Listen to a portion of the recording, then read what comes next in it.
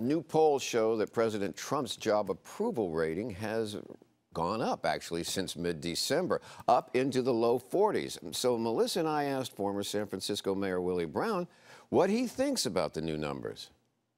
It's the prelude to the 2020 election cycle. That's what he is now doing. He's positioning himself so that it's clear in the minds of all Republicans everywhere he is going to be their nominee. But at 42, how do you explain his rise? Well, it's all about, Phil, perception at the time the poll is taken, not anything you really have done.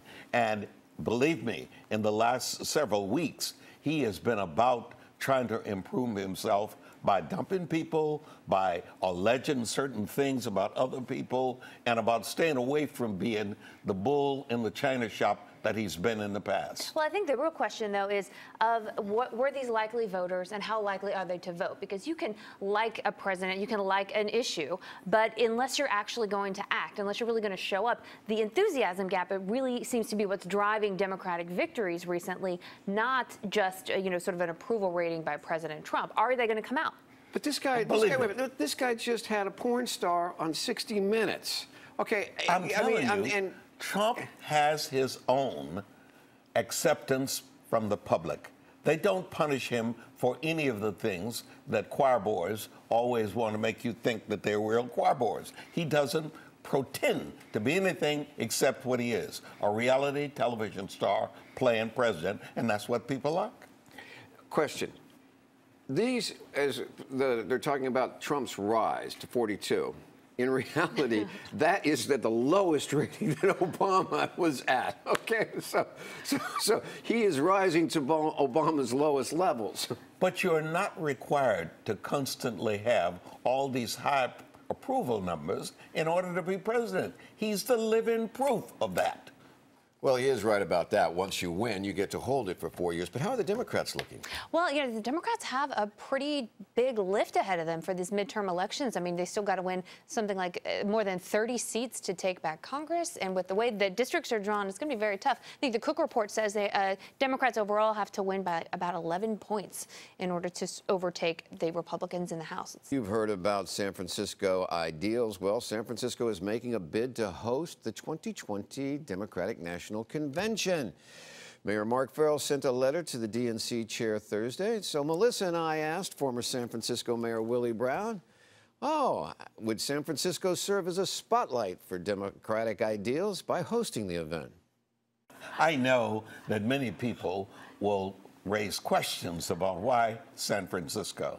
The Democratic Party needs to understand and appreciate and be on display in a wonderful blue state for the convention purposes. We look better under these kind of conditions. San Francisco, being the most beautiful city that it is, will afford the Democratic Party that opportunity. But the conventional wisdom is that you go to swing places. You are making a sales pitch with your convention, and you don't, as my husband's in marketing, he always says, don't sell to the sold, right? You're not going to change any minds in California, in San Francisco. You go to Ohio, you go to Pennsylvania, you go to Florida, and those are the places where you can make that pitch. I've got to state the obvious. Right? If you're the convention city for the Democratic Convention and the entire nation is looking at you, do you really want the news crews to be taking a camera down Market Street and showing what the streets of San Francisco look like? Wait, that'll be all moved over. Thank you. I think, just like the Super Bowl. San Francisco well-dressed in every way. It will be the city that people envision that it actually is. It'll be the shining city on the hill. And where are all those homeless going to be? Well, we've got to find a place.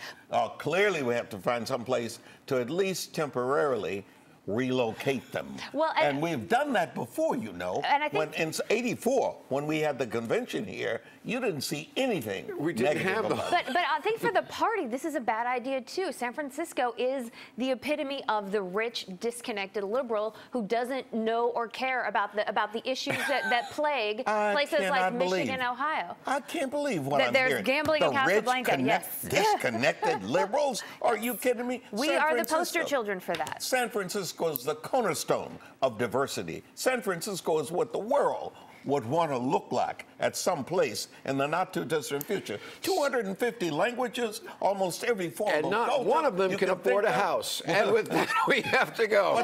But at the convention, affordability is not the issue. You really think he believes that? I'm not sure.